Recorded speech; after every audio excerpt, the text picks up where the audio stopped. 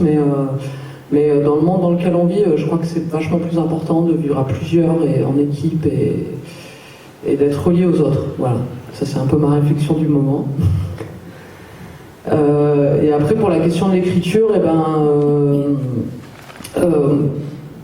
je pense que j'avais un truc, beaucoup de lecture, et notamment la montagne et tout ça, et puis un peu un goût pour arriver à expliciter des pensées, à les poser sur le papier. Et après, pour moi, l'écriture, c'est un peu aussi une forme de mise à distance, une forme d'extérioriser des sentiments, des émotions. Et après, c'est encore une autre histoire d'accepter d'être lu par des gens. Ça, c'était une démarche que j'ai réussi à faire parce qu'on était deux, je pense. Beaucoup plus facile pour moi de m'embarquer dans une histoire où on assume des choses à deux, et puis c'est un travail très très intéressant d'écrire à deux. C'est très très riche. Voilà.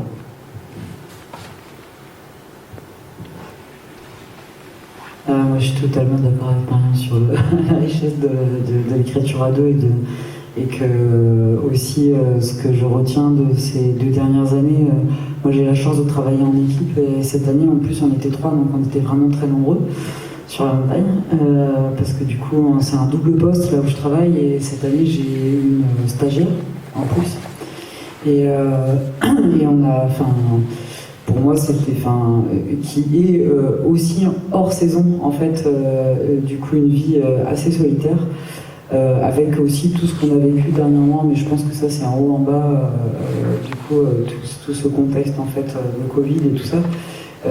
C'est-à-dire le contexte Covid plus montagne plus recontexte Covid, ça fait quand même vraiment beaucoup pour une seule femme, pour un seul homme aussi je pense.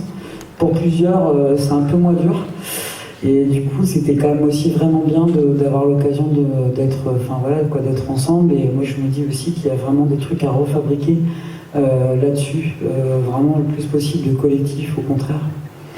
Et du coup, de ce que tu posais comme question avant, moi je dirais que plutôt il y a des trucs qui perdurent pour moi, en fait, en tout cas qui s'accentuent, on va dire, avec la montagne. Quand tu poses la question de la dimension politique, par exemple, c'est vrai que dans le livre, on affirme qu'on pense que c'est pas, la montagne, c'est pas hors du monde, quoi. C'est un peu comme de dire, ce serait un peu comme si on se racontait que la forêt amazonienne n'asphyxie pas de nos conneries ici, alors qu'en fait on sait très bien que c'est comme ça. Bon là, je veux dire, la montagne elle est administrée, elle est policée, je veux dire, les mêmes choses continuent à me révolter, et je trouve à s'appliquer en partie en fait en haut en bas. Et ensuite il y a quand même aussi vraiment cette idée un peu reçue que on a alors j'aime bien comment tu l'as formulé, on a le temps d'avoir une pensée, etc., d'avoir un temps de poésie et tout. Et en fait, c'est pas vraiment ça, c'est que je trouve que Florence l'a super bien dit, en fait, c'est que c'est comme quelque chose qui te tourne autour, mais que tu comprends plus tard, en fait. Et qu'il y a quelque chose de beaucoup plus immédiat, et que moi, c'est une des choses que j'aime beaucoup, en fait, et qui est vraiment un gros luxe de ce travail. Aujourd'hui, c'est un luxe, quoi, c'est de faire une seule chose à la fois. Une seule chose à la fois. On est obligé d'habiter ce qu'on fait. On ne peut pas être en train de répondre au téléphone en même temps, être en train de s'inquiéter pour l'autre, être en train de je sais pas quoi. On est juste en train de mettre un pied devant l'autre, manger, dormir. Enfin, il y a quelque chose qui se ramasse en fait. Et pour moi par exemple, qui a un cerveau très dispersé, ça me répare vraiment beaucoup, quoi, de faire ça. Et voilà. Et après, je dois admettre que même si je me méfie beaucoup de tous les gourous et les discours un peu instrumentalisants sur la nature, je pense qu'on a une dette et qu'on a un lien à refabriquer aussi avec elle. Et que moi, je me sens en pacte en fait. Ouais. Depuis, ça fait 2 ans que je me sens en pacte avec la montagne, avec les animaux. Et bon, j'essaie d'honorer ce pacte, mais c'est pas évident. Donc je suis peut-être en train de devenir animiste aussi, ouais, c'est sûr. Ça m'apparaît. Mais le mot de pacte, il est très très fort, et là je souscris complètement en fait. Et en fait, il y a sûrement plein de façons de le dire, et puis on ne vit pas forcément exactement les mêmes choses, mais la nature et l'espèce d'unité de temps, de lieu, d'action, parce que c'est ça finalement qui nous arrive là, elle nous met complètement en connexion avec les sens, en fait, avec la sensorialité.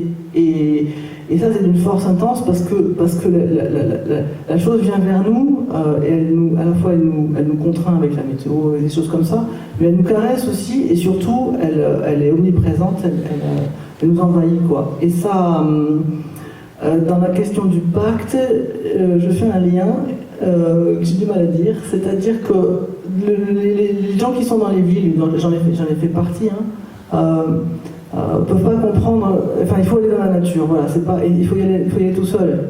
Il faut s'y plonger, il faut s'y tremper, il faut s'y frotter, et ça vous arrive en fait. C'est ça que j'essaie de dire, pas très bien, mais. C'est tout un privilège, ce que tu veux dire, c'est que c'est pour tout le monde. Oui, c'est ça. C'est pas un truc de bergère, il faut un troupeau et tout. Mais par contre, il faut prendre des risques un peu, sûrement. Et c'est pas des risques physiques. Là, c'est très impressionnant ce texte. J'ai vécu des choses un peu comme ça, en petit, mais c'est vrai qu'on se retrouve très très seul et très joyeux d'être vivant. C'est très beau. Mais prendre des risques, oui, d'aller vivre autre chose, probablement. Bon, on est presque obligé d'en finir quand même. Y aurait-il une ou deux questions tapis dans le public? Je passe le micro. En fait, c'est le rapport à l'animal, à la bête, à la brebis.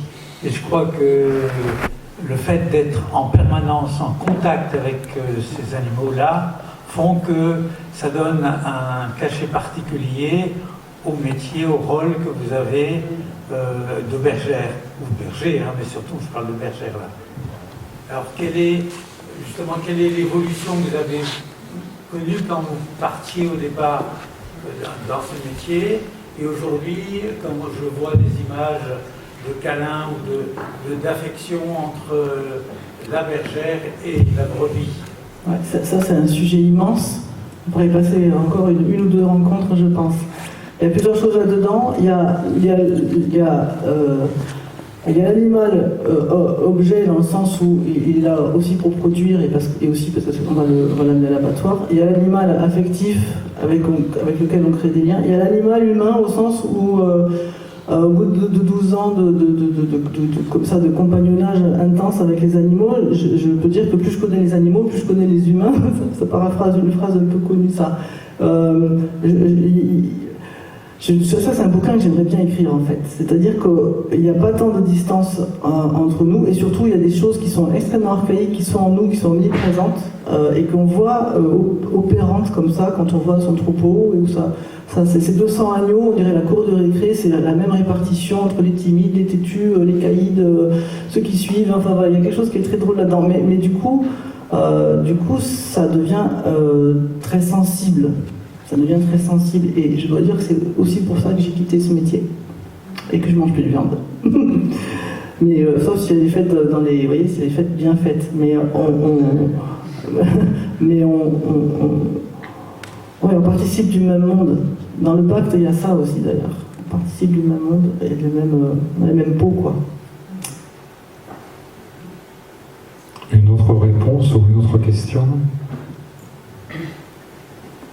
Je vous donnais moi aussi, au-delà des deux lectures qui semblent, non pas obligées, mais vivement recommandées, je fais une troisième recommandation de lecture, un tout petit livre d'un auteur qui s'appelle Pierre Madelin, qui a écrit un livre qui s'appelle Carnet d'Estive aux éditions Well Project, qui propose, pareil, des pistes de réflexion, un témoignage vraiment très fort, qui va souvent dans le sens de ce que vous avez entendu ce soir. Avant que vous ne repartiez vers vos logis respectifs, je vous donne personnellement 2 rendez-vous demain. Un premier à 9h au local du Faune, dans le centre de Bagnères, pour une lecture par Amandine Monin de textes et de poèmes de Kenneth White, et toujours autour de Kenneth White, à 15h45 demain, dans la salle de rencontre du Carépi, pendant la première journée du salon